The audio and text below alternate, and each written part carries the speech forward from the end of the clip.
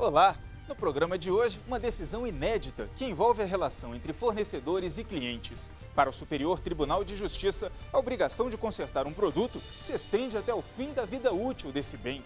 E o consumismo infantil, quando a criança substitui as brincadeiras por produtos de gente grande. De quem é a culpa? E para falar mais sobre esse assunto, vamos conversar aqui no estúdio com o Procurador Federal dos Direitos do Cidadão, Aurélio Rios. O STJ Cidadão está no ar.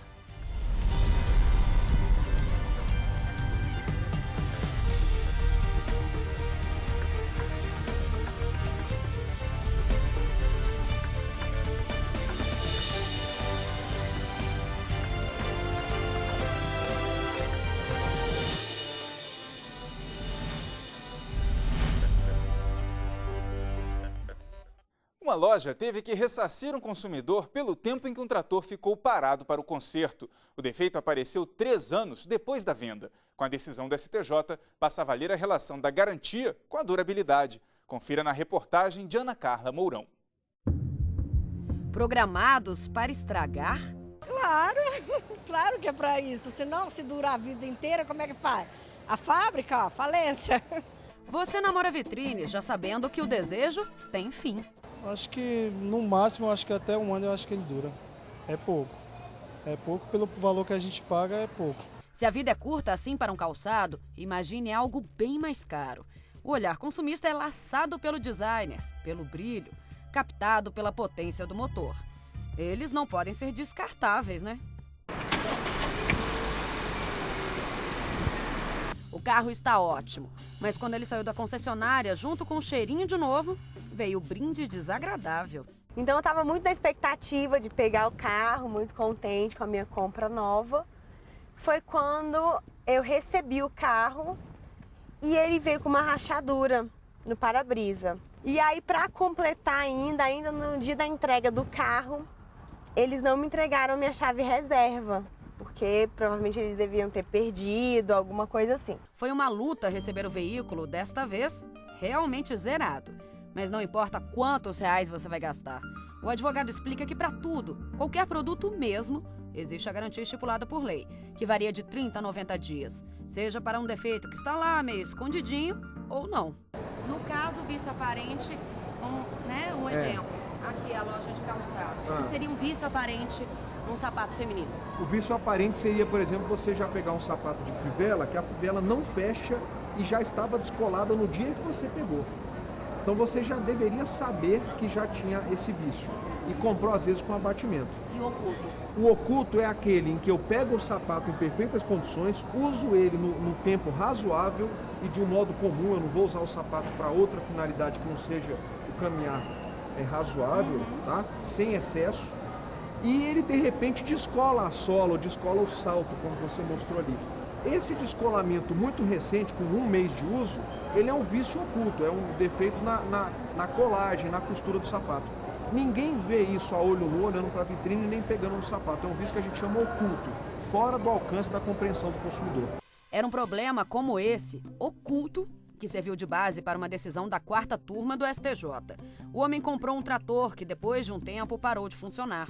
O ministro Luiz Felipe Salomão considerou que a reclamação poderia ser feita em até 90 dias, depois que a primeira falha foi detectada. Outra questão pesou no processo, uma fórmula antiga do mercado. Agora, existe também um termo que é até estranho, né, para o consumidor, obsolescência programada. O que seria isso? Produtos que tinham uma durabilidade de 5 anos, 10 anos, por exemplo, até um calçado, eles estão sendo produzidos com uma durabilidade menor. Eles estão se tornando inúteis ou inutilizáveis, e aí vem a palavra obsoletos, num prazo mais rápido. Ou seja, se um sapato desse estraga, sei lá, em 6 meses, 1 ano... Nós vamos calcular o prazo de vida útil de acordo com a razoabilidade que se espera daquele produto ou serviço e de acordo com o caso concreto do consumidor. É o círculo vicioso de uma compra quase perecível. No caso do trator, a vida útil dele era de 10 mil horas, ou 10 anos. Mas em apenas 3 o veículo quebrou. No STJ, o fornecedor pediu de volta os 7 mil reais do conserto, alegando que o prazo de garantia do contrato era de 8 meses ou 1.000 horas. Mas quem ganhou foi o consumidor. O prazo de garantia contratual não pode ser um parâmetro inabalável. Até porque, adivinha quem define as regras nesse jogo? Uma cafeteira como essa, por exemplo, pode apresentar defeito a qualquer momento, em 6 meses, 2 anos. E vamos supor que o prazo de garantia dela seja de 1 ano. Período determinado por quem? Pelo próprio fabricante. E o equipamento, na verdade, pode ter uma vida útil bem maior, assim como a responsabilidade de quem produziu. O fornecedor não pode ter uma obrigação tão curta, mas também é claro que o para sempre não existe. Prejuízo para as empresas ou peso de ter a missão de fornecer uma qualidade infalível? Eu pago o preço justo, eu quero durabilidade. Se o fornecedor está dizendo que está no prejuízo, não é que ele está no prejuízo, ele não está entregando a qualidade que se espera do produto e serviço dentro do mercado. Isso aí se chama princípio da qualidade. Ou seja, acaba obrigando, de certa forma, o fornecedor a melhorar aquele produto Ele mesmo. tem que melhorar e a gente acaba comprando gato por lebre. Isso não é ônus para o fornecedor. O fornecedor não dá almoço de graça para ninguém. Ele cobra o preço dele, calcula o lucro, calcula o custo de produção, só que tem que entregar produto e serviço com qualidade, que significa com durabilidade razoável. A Associação Nacional de Construtores de Casas dos Estados Unidos fez uma pesquisa curiosa. Sabe quanto tempo uma geladeira pode ser usada? Por até 13 anos, sem apresentar problemas. O acendedor do fogão deve funcionar muito bem por mais ou menos 5 anos. A máquina de lavar roupa, 10 anos. E até a internet wireless tem prazo para não pifar, pelo menos 50 anos. É difícil definir um limite para um funcionamento impecável, mas até quem vende concorda. Vale muito mais a pena ganhar um consumidor fiel. É a confiança da marca. É aquele cliente que nós chamamos fidelizado. É o cliente que já comprou o segundo, o terceiro, o quarto carro e assim por diante. Aí você começa a ver que a sua marca tem confiança. Então, em toda a nossa linha, nós temos carros, clientes que já têm vários carros. Ser comprador significa ter astúcia para driblar a mente comercial dos empresários. Esperteza para identificar as estratégias de mercado, com a consciência de que nada numa vitrine é efêmero ou eterno. Mas, em primeiro lugar, pesa a satisfação, porque essa sim tem prazo de validade, quando acaba o crédito da confiança. Sim, acho que tudo é falsificado, né? É tudo falsificado mesmo. E aí o consumidor fica como? Gastando, só gastando? Gastando, só que, né, já vem, só que ganha para gastar tudo. Só nessas coisas que não prestam mais. Não é mais nada disso. Tem algum produto que a senhora confia de verdade no fornecedor? Minha filha, não sei nem quem confia hoje mais nada. O consumidor perdeu a confiança no fornecedor ali, no fabricante? Perdeu a confiança, né? E aí, como é que fica? Ficar do jeito que está, né? Vai viver assim mesmo como está. Deve levar para frente do jeito que está, né? Quanto tempo a senhora acredita que um sapatinho desse ali deveria durar, por exemplo? Pelo menos 6 meses, né? Mas não dura. Nem 6 meses? Não dura, não. É descartável mesmo. É descartável. E no próximo bloco, o consumismo infantil pode atrapalhar o desenvolvimento da garotada. Não saia daí.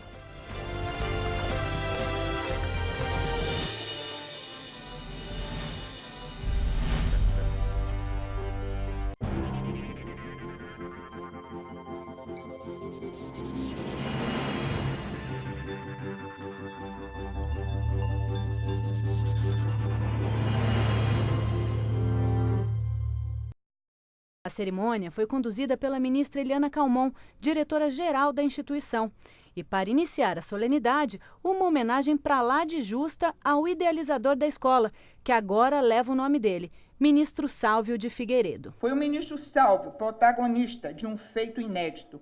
Foi capaz de criar e dirigir uma escola ideal, sem sede, sem papel, sem registro e sem recursos próprios, chamada de Escola Nacional de Magistratura. Eu sou suspeita para falar, mas eu acho que é muito justa essa homenagem ao trabalho que ele desempenhou.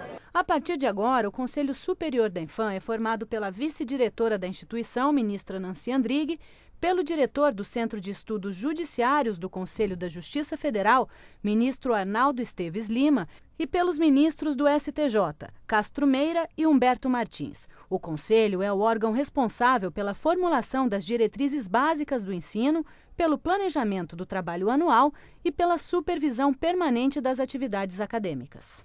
Nós temos escolas da magistratura espalhadas por todo o Brasil mas era sem dúvida indispensável um órgão de coordenação e de supervisão sobre elas para que houvesse uma racionalidade nesse tipo de implemento que se dá à formação do magistrado com esses novos ensinamentos que são proporcionados por intermédio das escolas de magistratura. O desembargador Rui Stocco, de São Paulo, foi o indicado como representante da Justiça Estadual. Já a desembargadora Margarida Cantarelli, do Tribunal Regional Federal da 5ª Região, foi eleita representante da Justiça Federal. Ela comemorou a nomeação. Após os concursos, todos dominam o direito positivo, mas nas faculdades não se ensina a ser juiz. Embora isto seja uma vocação, mas esta vocação, como uma chama, precisa ser cuidada, alimentada, para que aquela pessoa tão culta, tão competente, possa ser também um juiz justo. Superior Tribunal de Justiça, o Tribunal da Cidadania.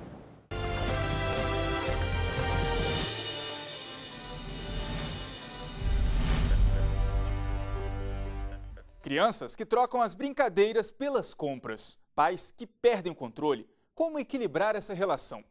Os meios de comunicação acabam levando uma parcela da culpa. Muitos comerciais incentivam o consumismo. A discussão vai longe e promete se aprofundar cada dia mais.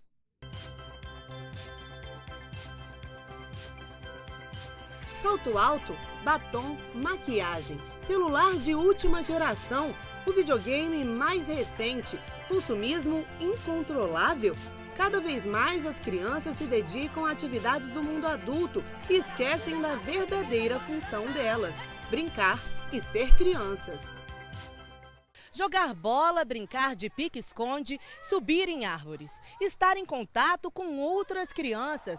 Hoje em dia, isso para alguns é raro. Você que é pai, mãe ou cuida de um pequeno, qual foi a última vez em que ele brincou dessa forma? A culpa é de quem? Será que o excesso de publicidade que estimula o consumismo infantil é um dos grandes vilões? Os pais eles têm que ficar atentos aos programas que os filhos estão assistindo, o horário que eles estão assistindo televisão, né, e ficar focado também assim, que tipo de produto eles estão querendo consumir, de onde eles tiraram aquela ideia, de onde veio aquela fixação por um objeto de consumo ou por uma roupa da moda, até por hábitos e atitudes, né, magreza excessiva, beleza excessiva, vários tipos de fatores que os pais têm que estar atentos mesmo. E colocar limite dentro de casa, o horário de ver televisão, em alguns momentos não permitir que a televisão seja ligada.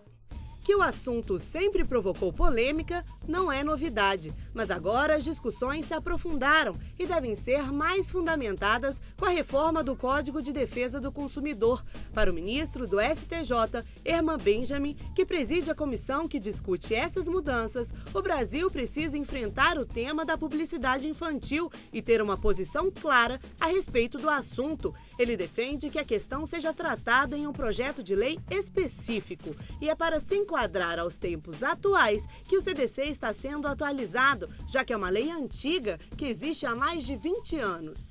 Seria de bom tom que nós também dessemos uma olhada nos termos de uma legislação que pudesse disciplinar a publicidade infantil, e é isso que nós vamos fazer, mas vamos fazer ouvindo a sociedade, ouvindo especialistas, em torno de uma legislação que possa ser bastante equilibrada e que possa, de certa forma, estar conciliando os interesses de um mercado de consumo cada vez mais equilibrado e, sobretudo, a defesa do consumidor.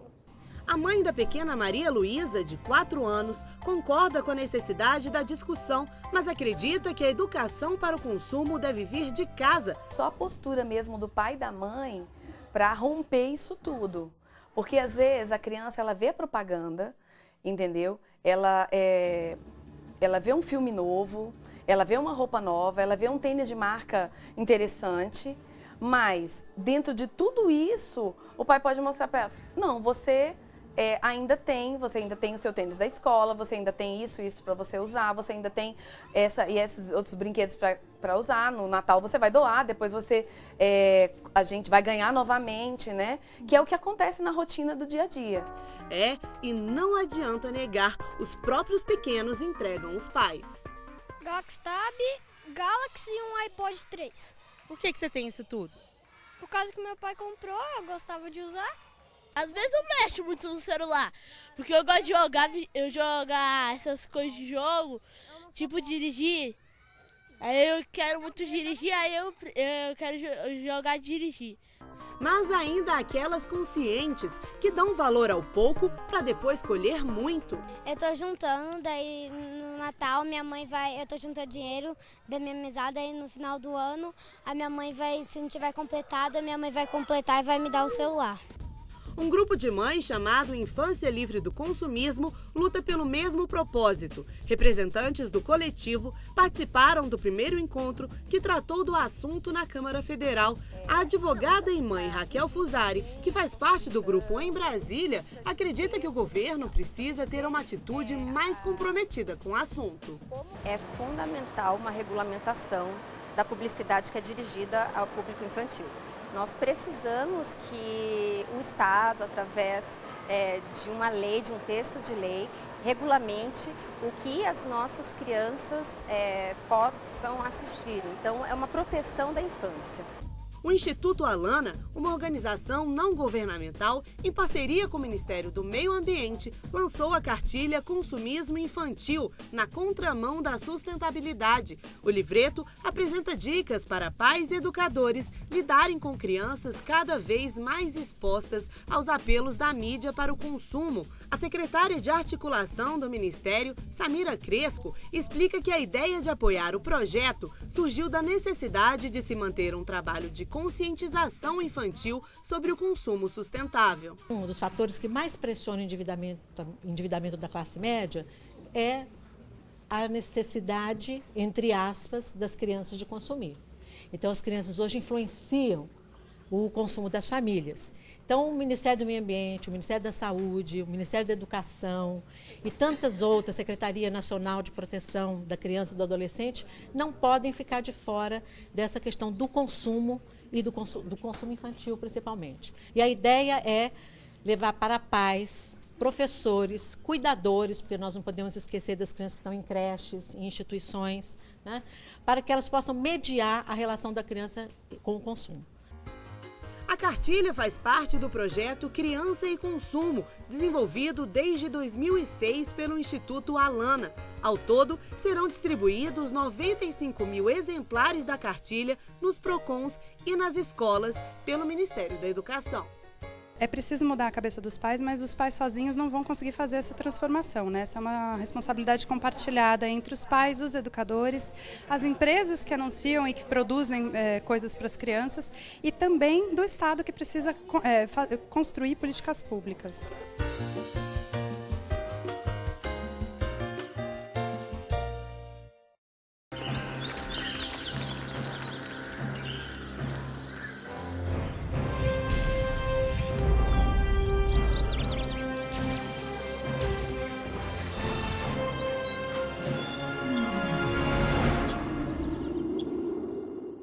Diversão e preservação do meio ambiente. Será que é possível unir as duas coisas? Por exemplo, na hora de dar um brinquedo novo ao seu filho, você pede a ele que doe um velho? Você já pensou em uma solução mais sustentável? Os brinquedos recicláveis são uma ótima alternativa para ajudar a preservar o nosso planeta, além de serem mais baratos. Existem muitas ideias criativas que podem ser colocadas em prática. O trabalho com materiais recicláveis transforma sucata em brinquedos e contribui com a formação dos pequenos cidadãos que passam a ter uma visão ecologicamente correta do mundo.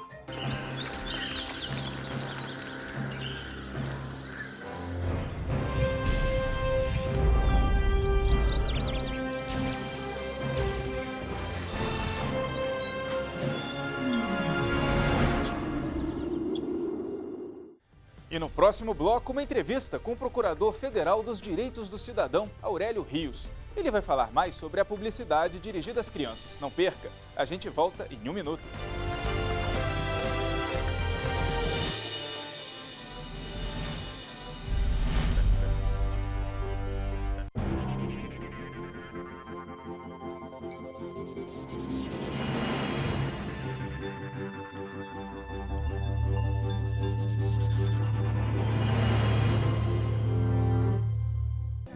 assim que eles se sentem. Afinal de contas, foi aqui que eles encontraram o lar e o carinho que as suas famílias não foram capazes de oferecer. Eles adoram visita, eles adoram atenção, adoram carinho, porque são muito carentes, foram abandonados pelas famílias. As famílias muito dificilmente vêm aqui, né?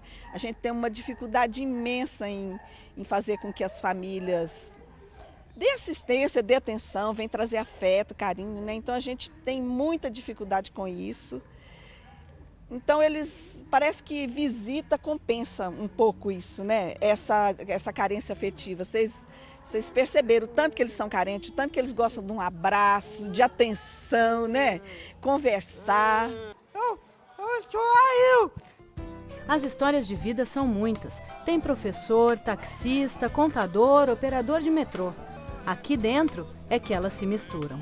O nosso perfil são pessoas com deficiência mental e deficiência física sem locomoção. Temos gente com vários, temos pessoas que já foram normais, que tiveram AVC, temos que foram atropelados, que sofreram acidente de trânsito. Então nós temos aqueles que já nasceram com deficiência.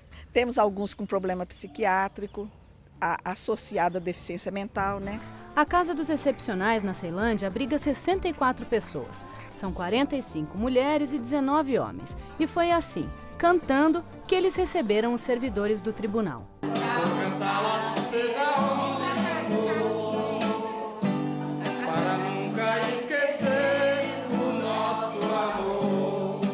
A gente pretende mudar a forma de pensar do servidor, né?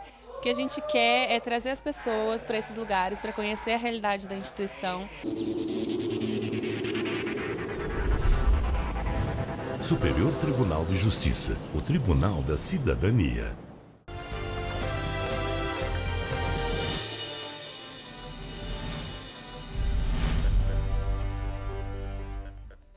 Qual a influência da publicidade infantil no comportamento das crianças? Estamos aqui com o Procurador Federal dos Direitos do Cidadão, Aurélio Rios. Tudo bem, procurador? Obrigado pela presença aqui no estúdio. Olá, Yuri. É um prazer estar aqui com vocês discutindo um tema tão importante para a gente. Como o senhor e o Ministério Público Federal estão vendo essa situação, esse tema, né, das crianças e da influência da publicidade na garotada hoje em dia? Na verdade, Yuri, a gente vê com muita preocupação, né? Nós achamos que hoje, por não existir uma regulamentação, não existir um marco regulatório, né, toda a questão envolvendo a publicidade ou merchandising está diretamente ligada ao interesse das emissoras, né?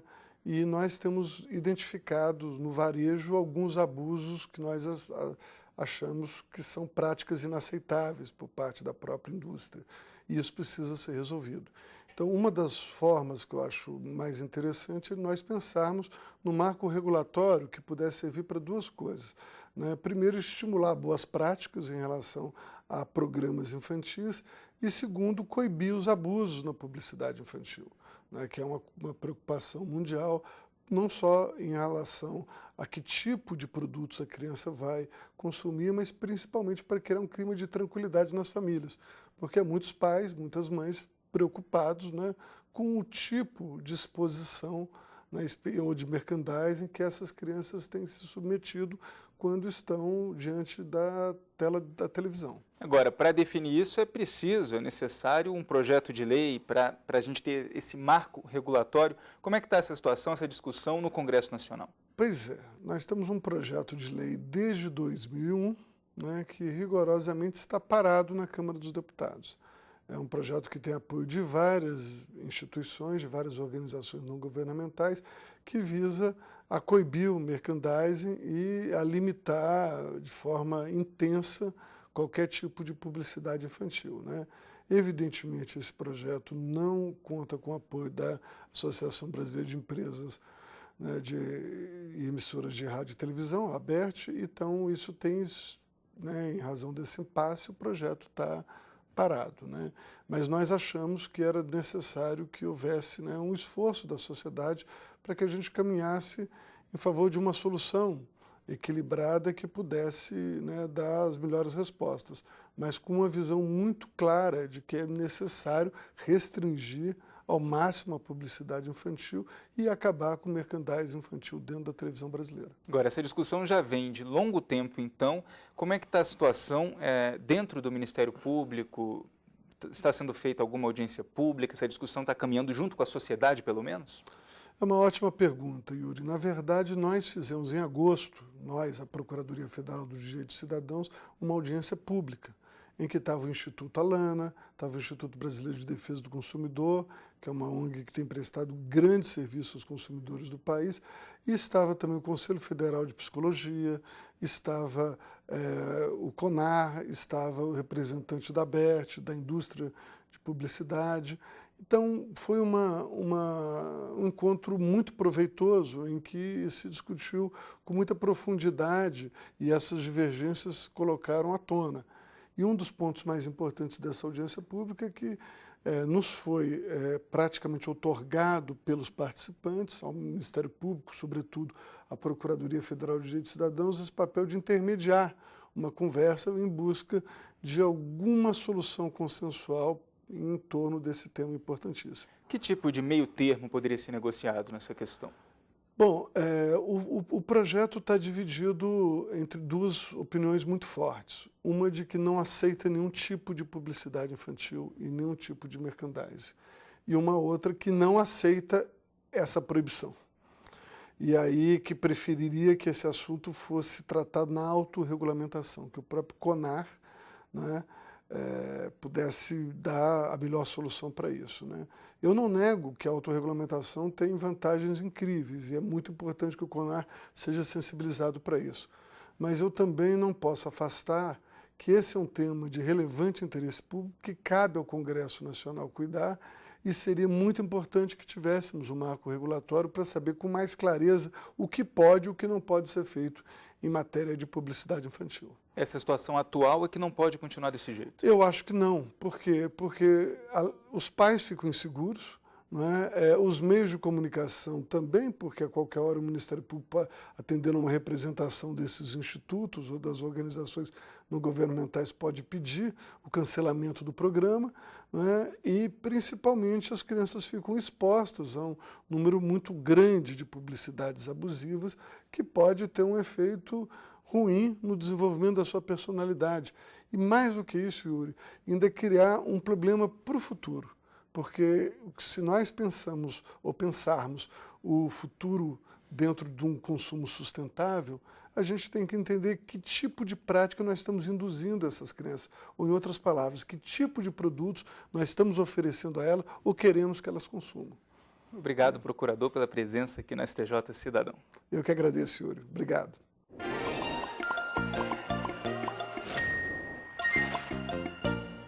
Você sabia que a Constituição Federal assegura proteção integral à criança e ao adolescente? O objetivo é evitar que as fases do desenvolvimento cognitivo sejam invertidas. Um exemplo disso é o que pode acontecer com a superexposição aos meios de comunicação e o incentivo exagerado ao consumo. Além da Constituição, ainda existe o Código de Defesa do Consumidor, como instrumento legal que proíbe o merchandising na programação exibida em horário destinado às crianças e aos adolescentes. O artigo 37 do CDC diz que toda publicidade que se aproveita da deficiência de julgamento e inexperiência da criança é abusiva. E é exatamente o que acontece na publicidade indireta. Também tem o artigo 39, que proíbe ao fornecedor de produtos ou serviços se aproveitar da fraqueza ou ignorância do consumidor em razão da idade.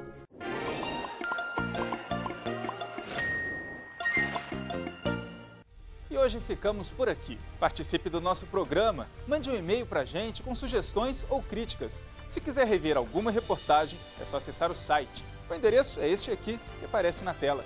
Obrigado pela audiência e até a próxima semana. Tchau, tchau.